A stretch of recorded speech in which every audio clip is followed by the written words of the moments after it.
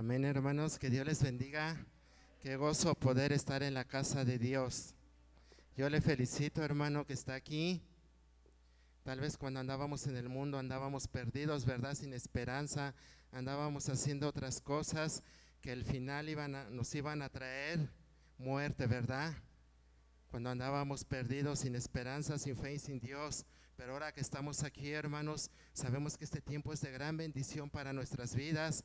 Sabemos que nos estamos preparando, hermanos, para tener un encuentro con nuestro Salvador. Lo que estamos haciendo ahorita de alabar, de exaltar su nombre, que es sobre todo nombre, un día lo vamos a ir a hacer allá, delante de Él. Un día vamos a poder contemplar su presencia.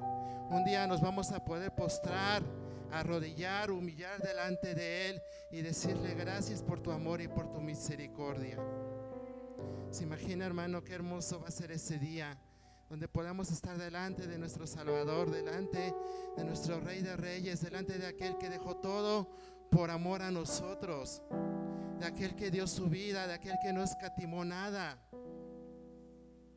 de aquel que dio su vida, de aquel que derramó hasta la última gota de su sangre. Lo que estamos haciendo, hermanos, aquí es prepararnos, es solo un ensayo de lo que vamos a ir a hacer. Animémonos, Iglesia de Cristo, esforcémonos, sigamos adelante a pesar de las pruebas, a pesar de las luchas, a pesar de todo lo que venga. Sigamos firmes, Iglesia de Cristo, así como Él se mantuvo firme hasta la muerte, así como Él no retrocedió, Iglesia de Cristo, así sigamos nosotros firmes, sigamos adelante y no retrocedamos. Vivamos para agradar a aquel que nos dio la vida. Amén, hermanos. Que Dios les bendiga. Yo los felicito porque están aquí, están en el mejor lugar. Saludamos a nuestros hermanos que están en sus casitas. Que Dios les bendiga en gran manera. Que la bendición de Dios sea sobre sus vidas. Que el Espíritu Santo sea administrando sus vidas ahí donde están, hermanos. Y vamos a entrar a la palabra de Dios. Yo les pido, por favor, hermanos, que vayamos a 2 de Timoteo, capítulo 3. Versículo 16 y 17. Segunda de Timoteo 3, 16 y 17. Y le vamos a dar lectura a la bendita palabra de Dios. Y dice así: en nombre del Padre, en el nombre del Hijo y en nombre de su Santo Espíritu. Dice así la bendita palabra de Dios. ¿Ya estamos ahí, hermanos, todos? Vamos a leerlo todos unidos a una sola voz. Y dice así: toda la escritura es inspirada por Dios y útil para enseñar, para redarguir, para corregir, para instruir en justicia, a fin de que el hombre de Dios sea perfecto, enteramente preparado para toda buena obra. Una vez más, hermanos, toda la escritura es inspirada por Dios y útil para enseñar, para redarguir, para corregir, para instruir en justicia, a fin de que el hombre de Dios sea perfecto, enteramente preparado para toda buena obra. Te damos gracias, bendito Padre, en esta hora, mi Dios. Con un corazón agradecido nos acercamos, Señor, delante de tu presencia, mi Dios, dándote gracias, Señor, dándote toda la honra, dándote todo el honor a ti, bendito Padre. Es un honor, Señor, poder servirte, Señor. Es un honor el que tú nos das de poder estar predicando tu palabra, Señor. Guíame, Espíritu Santo, ayúdame, Señor. Entiendo que yo por mis fuerzas no lograré nada, pero si tú estás conmigo, bendito Padre, podremos, Señor, exponer tu palabra, Señor, y que esta palabra sea de gran bendición para cada uno de nosotros, Señor, que podamos entender el mensaje que tú traes para nosotros, bendito Dios, esta palabra que da vida y que da vida en abundancia. Te adoramos, Señor, y que por sobre todas las cosas tu nombre sea exaltado, Señor Jesús, tu nombre sea glorificado. Espíritu Santo, desciende sobre cada vida, sobre cada corazón. Gracias, bendito Dios, en esta hora, bendito Padre. En el nombre de tu Hijo amado Jesús te damos gracias. Amén. Tome su lugar, hermano, acomódese. Saluda a su hermano que está ahí a su lado con la mano. Dígale: hola, qué bueno que estás aquí. Vamos a prepararnos, vamos a tener este tiempo para estar meditando en la palabra de Dios, para estar viendo cuál es el mensaje que Dios trae hoy a nuestras vidas. Amén, hermanos.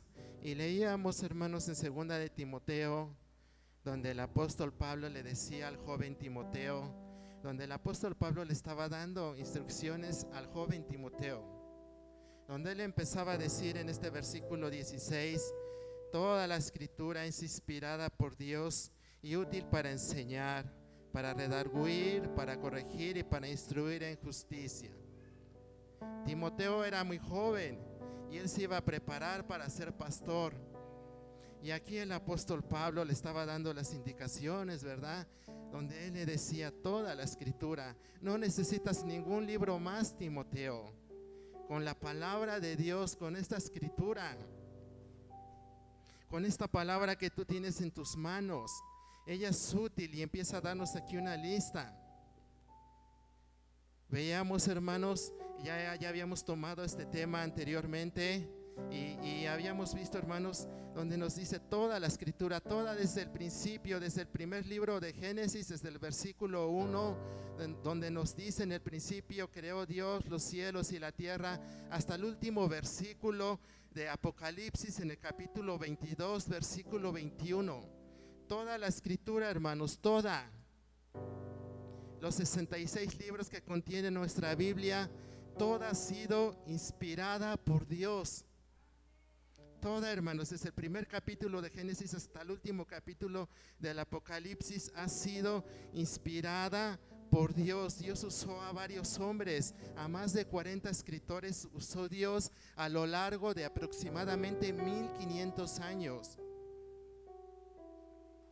40 escritores de varios oficios, de varias clases sociales, pero que al final de cuentas, hermanos, todos llegaban a lo mismo. No había ninguna contradicción.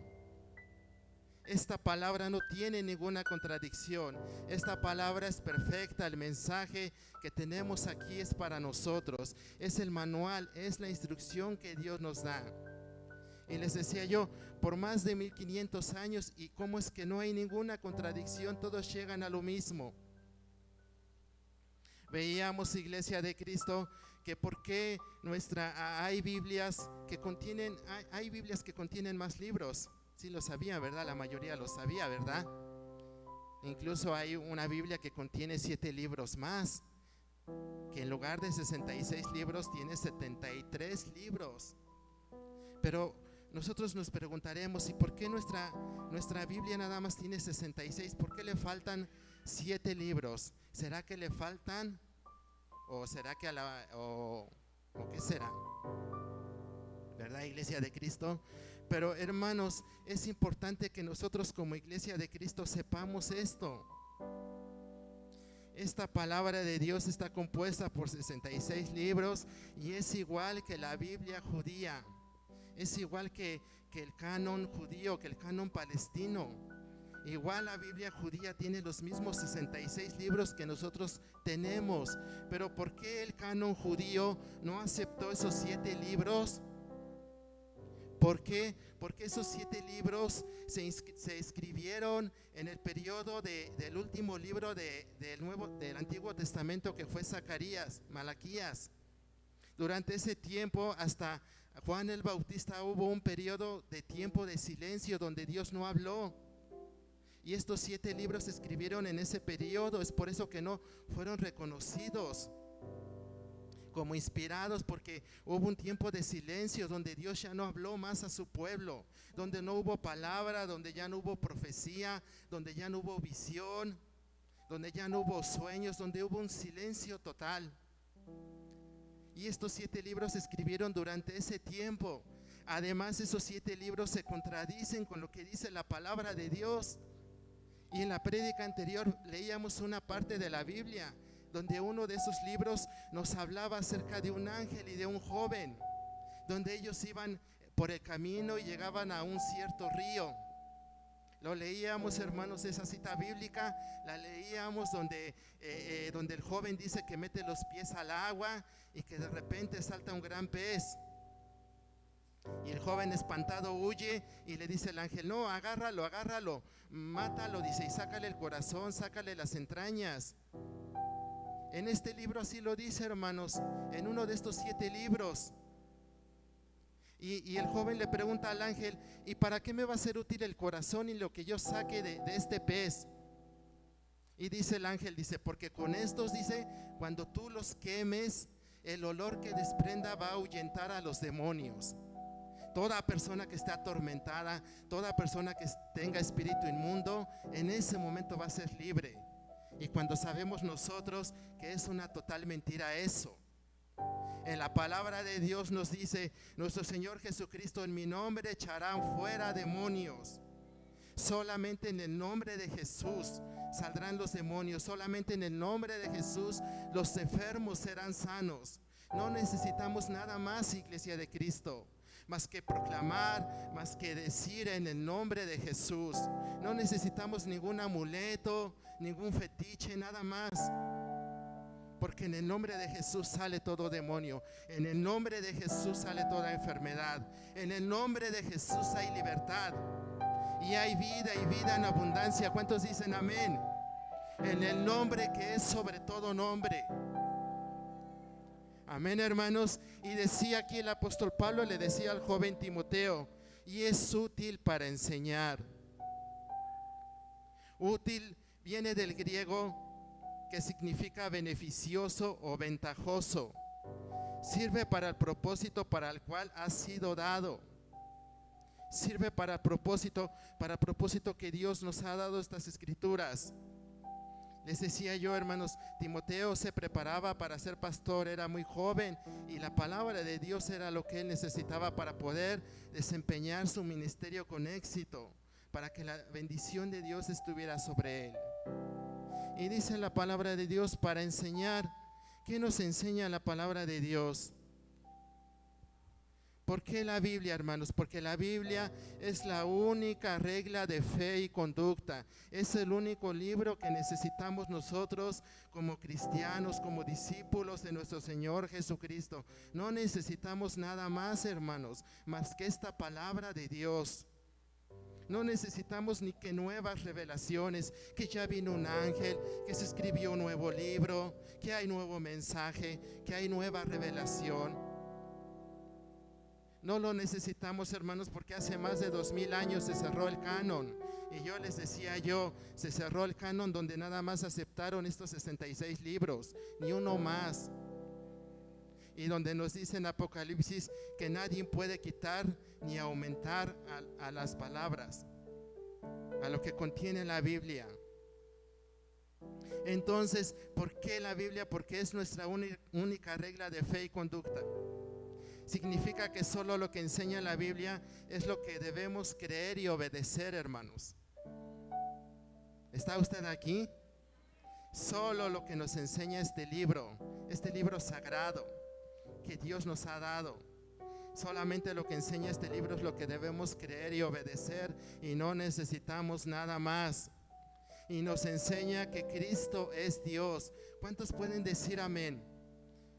Que Cristo es Dios, que Cristo es el Hijo de Dios. Vamos por favor a San Juan 1. San Juan 1.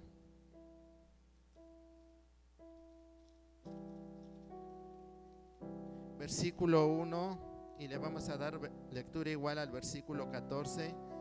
Y dice así la bendita palabra de Dios. Ya estamos ahí, hermanos, y si no, hermanos, en la pantalla vamos a apoyarnos de la pantalla. Y dice así la bendita palabra de Dios: en el principio era el verbo, y el verbo era con Dios, y el verbo era Dios. Ahí, hermano, tantito. ¿Cómo nos dice, hermanos? Que en el principio era el verbo, y el verbo era con Dios, y el verbo era Dios. ¿Cómo nos dice que el verbo era Dios? Versículo 14. Y aquel verbo fue hecho carne. ¿Quién se hizo carne? Jesús, Jesucristo. Aquel verbo se hizo carne y habitó entre nosotros. Y decía Juan, y habitó entre nosotros y vimos su gloria. Ellos lo vieron, ellos lo pudieron palpar, ellos lo vivieron, nadie se los contó. Es por eso que él escribía de esta manera: y aquel verbo fue hecho carne, aquel verbo descendió, aquel verbo nació, fue un bebé, creció. Nos narra en la Biblia que a los 12 años él estaba en medio de todos aquellos que sabían, que conocían de la palabra de Dios, y cómo es que ellos se sorprendían y decían: pero cómo este niño puede conocer tanto, porque aquel verbo se había hecho carne, porque aquel verbo había venido por amor a nosotros, para rescatarnos, para dar su vida por amor a cada uno de nosotros. Y dice aquí: aquel verbo fue hecho carne y habitó entre nosotros, y vimos su gloria, gloria como la del unigénito del Padre, lleno de gracia y de verdad. ¿Cuántos dicen gloria a Dios? Porque aquel verbo vino y se hizo carne, vino para rescatarnos. ¿Qué más nos enseña la palabra de Dios? Que solamente la sangre de Jesucristo nos puede salvar, que solamente por medio de su sangre preciosa podemos ser perdonados, podemos ser rescatados. Nos lo dice en Romanos. Vamos por favor a Romanos 5, 8 al 10. Romanos 5. Glorifica a Dios, hermano. Alabe a Dios, hermano. Él está aquí en medio de nosotros. Él lo ha prometido. Y dice en el versículo 8: mas Dios muestra su amor para con nosotros, en que siendo aún pecadores, Cristo murió por nosotros. ¿Cómo es que muestra su amor Dios hacia nosotros? ¿Cómo es que Él lo demuestra? No solo con palabras, Iglesia de Cristo, sino lo demuestra con acciones, lo demuestra con hechos. Cuánto nos amó, cuánto nos amaba, cuánto nos ama. Él nos lo demuestra, su amor.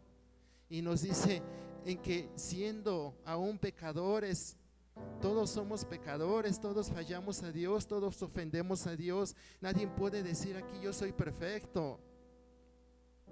Fallamos a Dios, ofendemos a Dios, y aún siendo pecadores, Cristo murió por nosotros.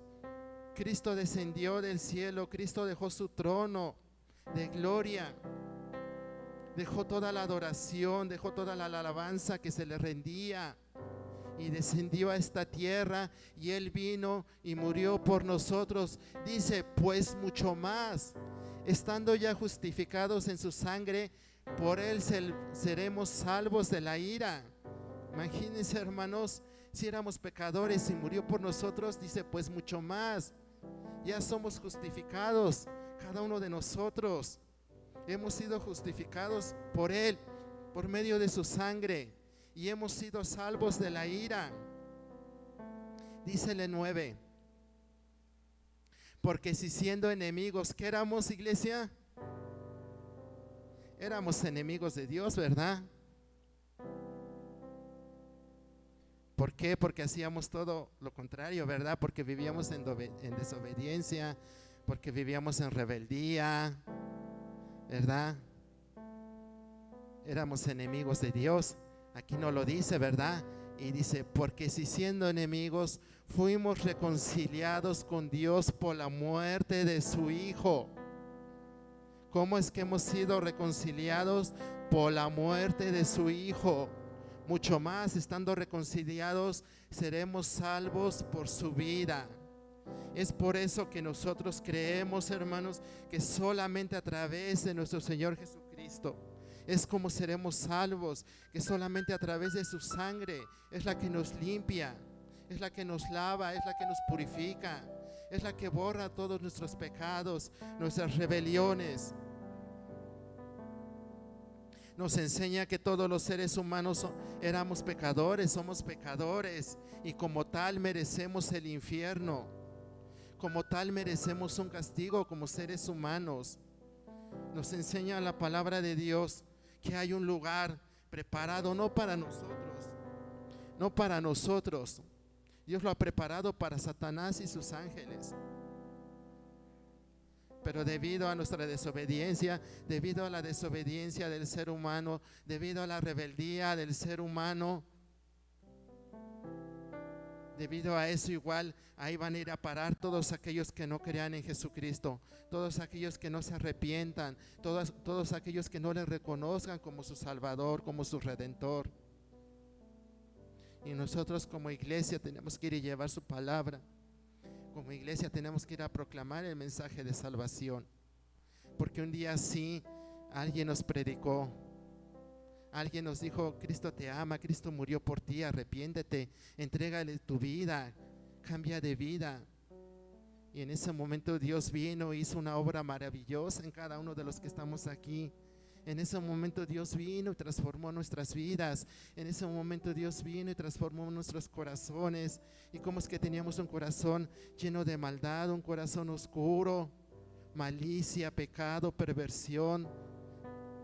Estábamos en el mundo perdidos. En ese momento vino Dios y nos cambió y nos transformó y nos rescató y nos lavó y nos limpió y nos hizo sus hijos. Todos merecíamos el infierno, pero por lo que vino a hacer nuestro Señor Jesucristo, Él dijo: yo voy a pagar por ustedes, yo voy a pagar su deuda. Y es por eso que estamos aquí, Iglesia de Cristo. ¿Cómo no seguir adelante? ¿Cómo no servirle? ¿Cómo no buscarle? ¿Cómo no amarle? ¿Cómo no estar agradecidos con Él? Si eso no nos motiva, Iglesia, entonces ¿qué nos va a motivar? Para amarle con todo nuestro corazón, para buscarle, para entregarnos más y más a Él, para consagrarnos, para servirle con todo nuestro corazón. No servirle por compromiso, no servirle por obligación. ¿Qué van a decir los pastores si ven que no estoy sirviendo a Dios? ¿Qué van a decir los hermanos? No es por eso, es porque estamos agradecidos. Por eso es que le servimos, por eso es que le amamos. Porque Él dio todo por amor a cada uno de nosotros.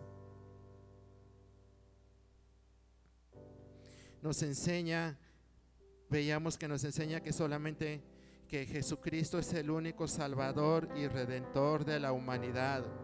Nadie más, Iglesia de Cristo. Nadie más puede decir: yo te puedo dar la salvación, yo puedo perdonar tus pecados. Nadie más puede decir: yo estoy intercediendo por ti delante del Padre. Nadie más, solamente Jesucristo es el único que intercede. Es el único que está intercediendo, clamando delante del Padre por cada uno de nosotros. Nos enseña, hermanos, ¿qué más nos enseña la palabra de Dios? Nos enseña que no podemos ser salvos por nuestras buenas obras o buenas acciones. Vamos por favor a Efesios 2, 8 y 9.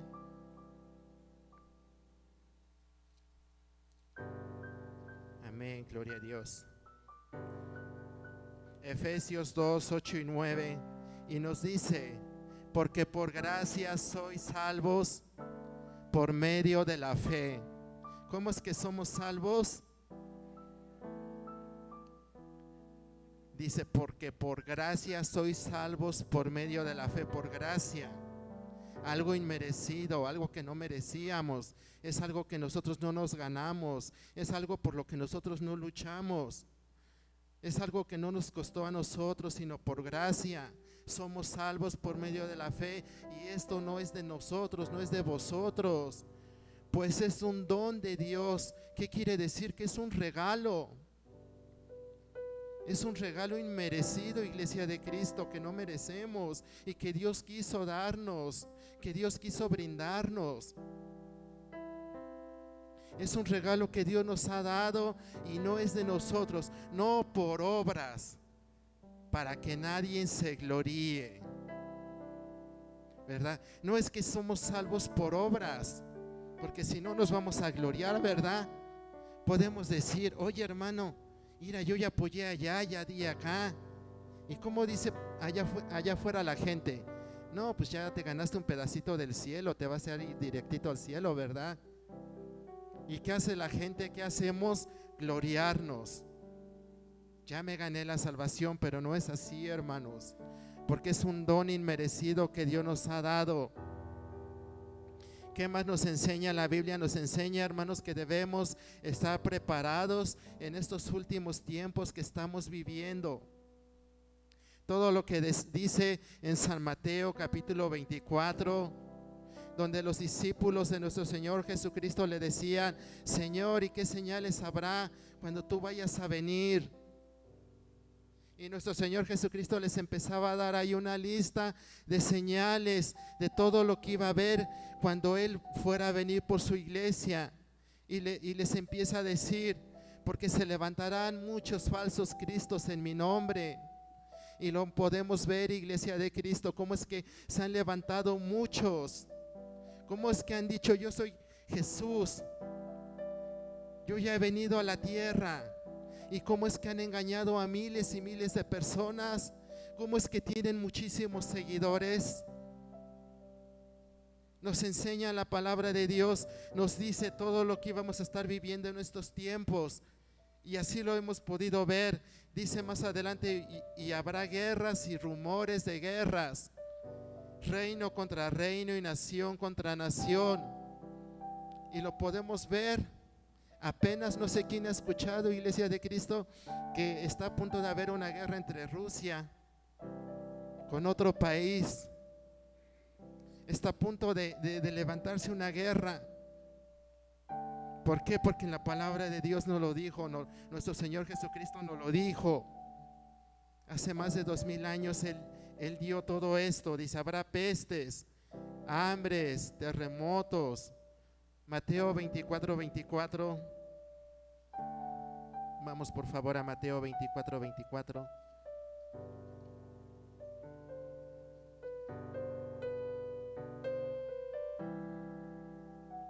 Y dice así la bendita palabra de Dios: porque se levantarán falsos cristos y falsos profetas, y harán grandes señales y prodigios.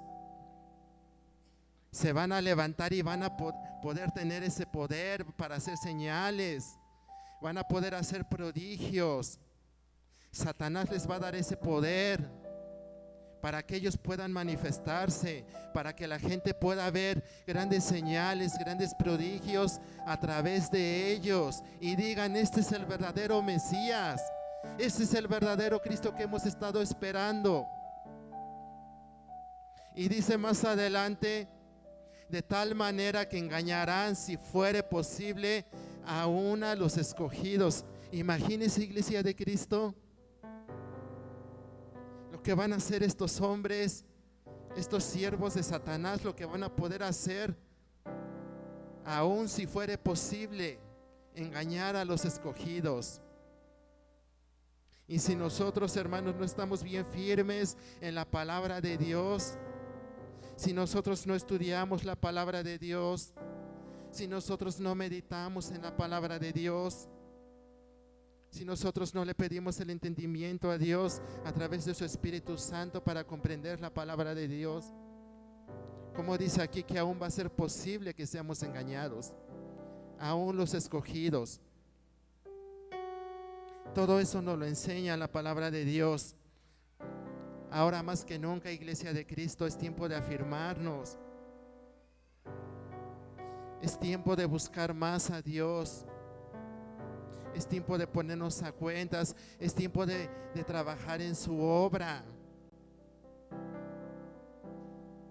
Dios nos va a permitir, por su gracia y por su amor, nos permite cumplir un aniversario más. Estamos próximos, ¿verdad? Cumplir un año más, un aniversario más, ¿verdad? ¿Cuántos están gozosos? ¿Verdad? Lo vamos a celebrar con gozo y con alegría. Pero ¿por qué nos ha permitido Dios todavía estar aquí? ¿Por qué no ha venido por nosotros? ¿Por qué nos ha dejado, iglesia de Cristo, para que prediquemos su palabra? ¿Por qué Dios es que está dando tiempo? Dice en su palabra que no es que Él retarde sus promesas.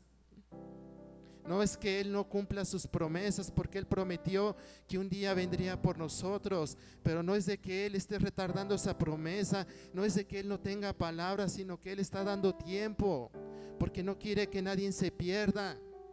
¿Y con qué propósito nos permite Dios cumplir un año más?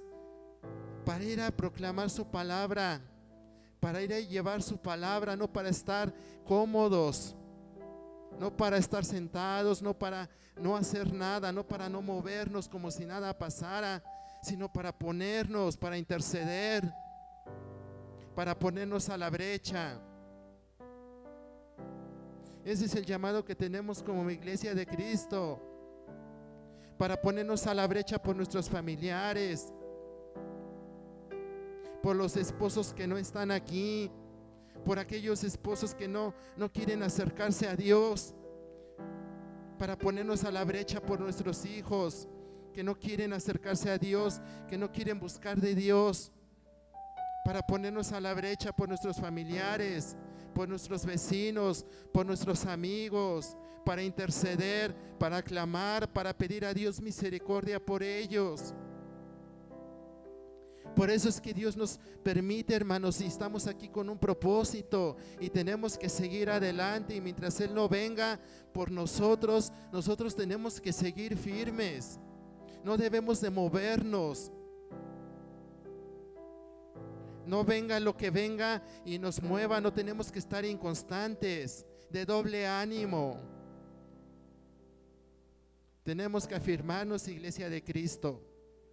Por eso es que Dios nos permite en su grande amor cumplir un año más, y no sabemos si nos permita a lo mejor el otro año todavía estar aquí, poder cumplir un año más, pero si es así, que sigamos trabajando en su obra. Ejemplo tenemos, hermanos, de nuestros pastores, cómo son unos siervos entregados a Dios, cómo es que son unos siervos que aman la obra de Dios y nosotros lo podemos ver. Cómo es que ellos trabajan incansablemente con amor y compasión en la obra de Dios. Tenemos un buen ejemplo, iglesia de Cristo. Nos han enseñado a trabajar nuestros pastores. Nos han enseñado a estar trabajando en las caravanas, en las salidas a evangelismo. Tenemos un ejemplo, no se nos ha enseñado a estar de flojos, iglesia de Cristo. Tenemos unos siervos que nos han dado un testimonio, que han trabajado en la obra de Dios. Que se cumpla ese propósito, hermanos, en nuestras vidas. Que el día que nuestro Señor Jesucristo venga, nos encuentre trabajando en su obra. Dice en la palabra de Dios que le dirá que el siervo, bien buen siervo fiel, en lo poco fuiste fiel, en lo mucho te pondré. Imagínese, hermano, cuando Jesús venga en las nubes por su iglesia, a recoger a su amada, a recoger a su iglesia, que Él nos encuentre trabajando, que Él nos encuentre predicando la palabra, que Él nos encuentre dando el mensaje de salvación. Qué hermoso va a ser, hermano. ¿A quién no le gustaría que fuera así? Amén, hermanos. Regresamos a la cita en la que estábamos, segunda de Timoteo 3, 16 y 17. Y sigue diciendo más adelante, dice, y útil para enseñar, para redarguir. ¿Cómo, hermanos? Para redarguir. ¿Qué hace el Espíritu Santo en nuestras vidas? Nos redarguye, ¿verdad? Nos convence de pecado, nos redarguye cuando hacemos algo mal, cuando hacemos algo que no le agrada a Dios. Viene el Espíritu Santo y nos empieza a redarguir. Viene el Espíritu Santo y nos empieza a sentir mal, nos empieza a hacer sentir mal, y nos empieza a enseñar nuestro pecado, nos empieza a mostrar nuestra falta. Viene el Espíritu Santo y nos redarguye y no nos deja tranquilos hasta que vamos y doblamos rodillas, y donde podemos y le decimos, Señor, perdónanos, te hemos fallado, te hemos ofendido. Veíamos que es útil para enseñar, para redarguir. Y vamos por favor a San Lucas capítulo 18. Aquí nos habla acerca de una parábola. Nuestro Señor Jesucristo decía esta parábola del fariseo y del publicano. Por favor, vamos a San Lucas 18. Y ahí nos empieza a decir, a unos que confiaban en sí mismos como justos y menospreciaban a los otros. ¿Cómo es que había unos que decía, no, yo soy justo, yo soy perfecto, yo nunca fallo a Dios, yo nunca ofendo a Dios, yo nunca he ofendido a mi prójimo, yo nunca he ofendido a mi hermano, yo nunca he ofendido a mis hijos, a mi esposa, a mi vecino, a mi amigo. No, yo soy justo, yo casi soy perfecto. Yo confío en mí, yo soy un justo y yo menosprecio a los de allá porque son unos pecadores. ¿Cómo es que se hacían pasar estos hombres como justos y menospreciaban a los demás? Y les dijo esta parábola. 2 hombres subieron al templo a orar. Uno era fariseo y el otro publicano. ¿Cómo? 2 hombres. Un fariseo y un publicano. El fariseo llegaba al templo y puesto en pie como pavo real, llegaba y decía y oraba consigo mismo de esta manera: Dios, te doy gracias porque no soy como los otros hombres, ladrones, injustos, adúlteros, ni aún como este publicano. ¿Cómo es que empezaba el Señor Jesús diciendo a unos que confiaban en sí mismos, a unos que se creían como justos? ¿Y cómo es que este fariseo llegaba al templo y empezaba a decir: te doy gracias, Dios? Ya casi es necesario que me lleves, soy justo, soy perfecto, no soy como esos pecadores. Dice, y sigue diciendo su lista de gran hombre, ¿verdad? De gran hombre perfecto, y dice: ayuno 2 veces a la semana, doy diezmos de todo lo que gano. Pero aquí se presenta el publicano. Mas el publicano, ¿qué actitud tenía? ¿Tenía la misma actitud que el fariseo? El publicano, estando lejos, no quería ni aún alzar los ojos al cielo, sino que se golpeaba el pecho diciendo: Dios, sé propicio a mí, pecador. ¿Cómo es que este publicano, verdad, reconocía que era pecador? ¿Cómo es que este publicano reconocía que tenía que arrepentirse, que tenía que pedir perdón a Dios? ¿Cómo es que él le decía a este publicano y se dolía dentro de él, se golpeaba? A él le dolía haber ofendido a Dios, a él le dolía haber fallado a Dios. Él se sentía avergonzado. Dice aquí que no quería ni alzar los ojos al cielo. ¿Y cómo es que él decía: Dios, es propicio a mi pecador? ¿Qué actitud tomamos, Iglesia de Cristo? ¿Como el fariseo o como el publicano? Muchas veces, ¿verdad? A lo mejor podemos tomar la actitud del fariseo, ¿verdad? Yo estoy bien, estoy perfectamente bien, ¿verdad? Y cuando la palabra de Dios nos dice que no hay justo, ni aun uno. Nadie puede decir: yo soy justo, yo soy perfecto. Nadie. Solamente hubo un justo, solamente hubo un perfecto, solamente hubo un puro, sin mancha, sin pecado, sin contaminación, y ese fue Jesús. Amén, iglesia, alabe a Dios, glorifique a Dios, Iglesia de Cristo. Nosotros no podemos decir somos perfectos, somos justos, porque no es así. Vamos por favor a Salmos 51, donde podemos ver la actitud del rey David. Salmos 51 del versículo 1 al 4. Y empieza aquí a decir el rey David: ten piedad de mí, oh Dios, conforme a tu misericordia, conforme a la multitud de tus piedades, borra mis rebeliones. ¿Cómo es que él decía, él rogaba, él imploraba? Él decía: Señor, ten piedad de mí, ten misericordia, conforme a la multitud de tus piedades, borra mis pecados, borra mis rebeliones. Dice en el 2: lávame más y más de mi maldad y límpiame de mi pecado. Versículo 3: porque yo reconozco mis rebeliones y mi pecado está siempre delante de mí. Y sabemos, ¿verdad?, qué fue lo que le pasó al rey David. Todos lo hemos leído en la palabra de Dios, ¿verdad? ¿Cómo es que el rey David, cómo es que era considerado delante de Dios? ¿Cómo es que Dios decía de David: cuando iba a ser ungido como rey. Y cómo es que Dios le daba la orden, le daba las indicaciones, le daba las instrucciones al profeta Samuel y le decía: porque he hallado a David, varón conforme a mi corazón. Imagínense, hermanos, para que Dios se expresara así de David: varón conforme a mi corazón. ¿Cómo es que era David? Conforme al corazón de Dios, agradaba a Dios en todo. ¿Y cómo es que él es ungido como rey en Israel? Pero más adelante podemos ver cómo es que David cae, ¿verdad? Cae en pecado. Cómo es que se le presenta la tentación. Nos dice en la palabra de Dios que era el tiempo en que los reyes tenían que salir a la guerra. Tenían que salir y el rey tenía que ir hasta delante del ejército, comandando, como capitán.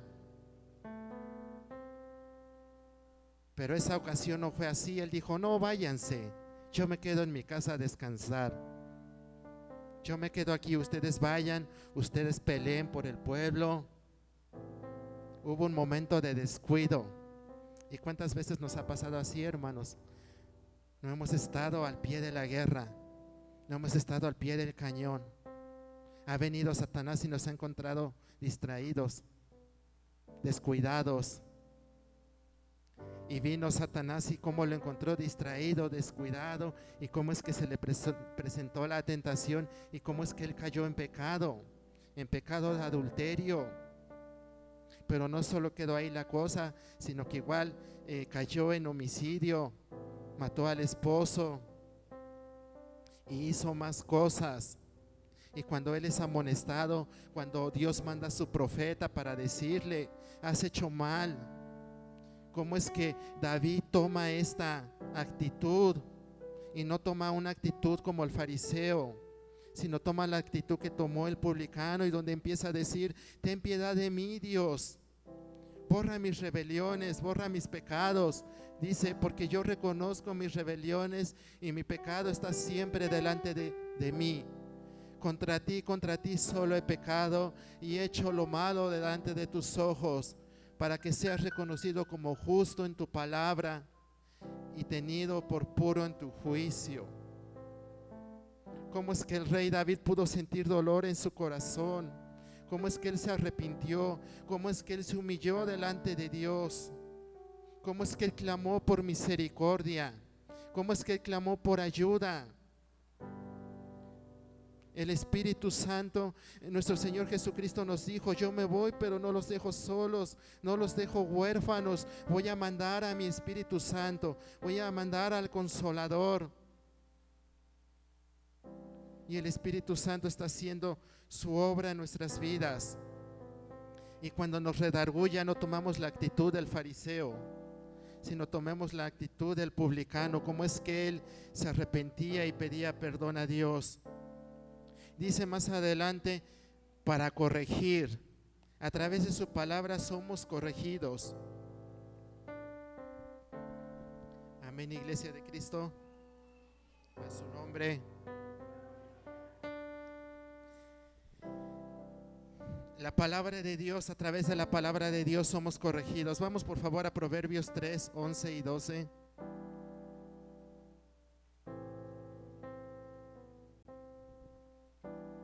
Y dice: no menosprecies, hijo mío, el castigo de Jehová, ni te fatigues de su corrección, porque Jehová al que ama castiga, como el padre al hijo a quien él quiere.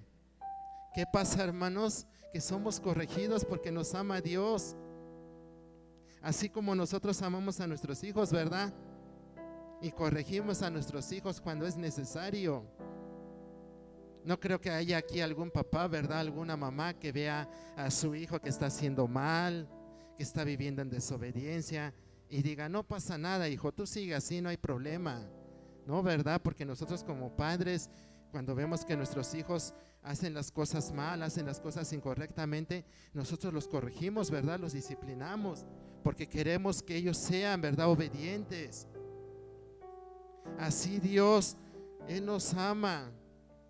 Así como Él nos ama, Él igual nos va a corregir. Él nos va a disciplinar. Y vamos a Hebreos 12:5. Ahí nos dice, en Hebreos, donde se nos vuelve a decir esta cita bíblica. Y dice, y habéis ya olvidado la exhortación que como a hijos se os dirige, diciendo: Hijo mío, no menosprecies la disciplina del Señor, ni desmayes cuando eres reprendido por Él. ¿Cómo, hermanos? Si somos reprendidos, si somos disciplinados por el Señor, no tomemos una actitud incorrecta donde digamos: ya no voy a seguir adelante, ya para qué, mejor regreso para atrás. No, porque si somos disciplinados, si somos corregidos, es con un propósito, es porque Dios nos ama. Dice en el 6. Amén, gloria a Dios. Hebreos 12:6. Porque el Señor al que ama disciplina y azota a todo el que recibe por hijo. Siga adelante, hermano. 7. Si soportáis la disciplina, Dios os trata como a hijos. Porque ¿qué hijo es aquel a quien el Padre no disciplina? Porque si se os deja sin disciplina, de la cual todos han sido participantes, entonces sois bastardos y no hijos. ¿Verdad? Si no somos disciplinados por el Señor, si no somos corregidos, no somos hijos, ¿verdad? Somos bastardos, dice aquí en la palabra de Dios, ¿verdad? Entonces, cuando seamos corregidos, cuando seamos disciplinados, ¿verdad? No volteemos hacia atrás, no nos desanimemos, iglesia de Cristo, no nos desalentemos, que no entre el desánimo a nuestras vidas y digamos: ¿para qué seguimos adelante? No tiene caso. Y por último dice: para instruir en justicia. ¿Para qué es útil la palabra de Dios? Para instruir en justicia, para ser instruidos cómo conducirnos, para practicar la justicia, para ser honestos, para ser rectos. Somos instruidos a través de la palabra de Dios. Y por último, en el versículo 17 de segunda de Timoteo 3:4, vamos a darle lectura y dice así: a fin de que el hombre de Dios sea perfecto, enteramente preparado para toda buena obra. ¿Cómo es que quiere Dios que seamos perfectos? Que estemos preparados a través de este manual, a través de este instructivo. Seamos preparados para toda buena obra y se cumpla el propósito de Dios en nuestras vidas. Póngase de pie, iglesia de Cristo.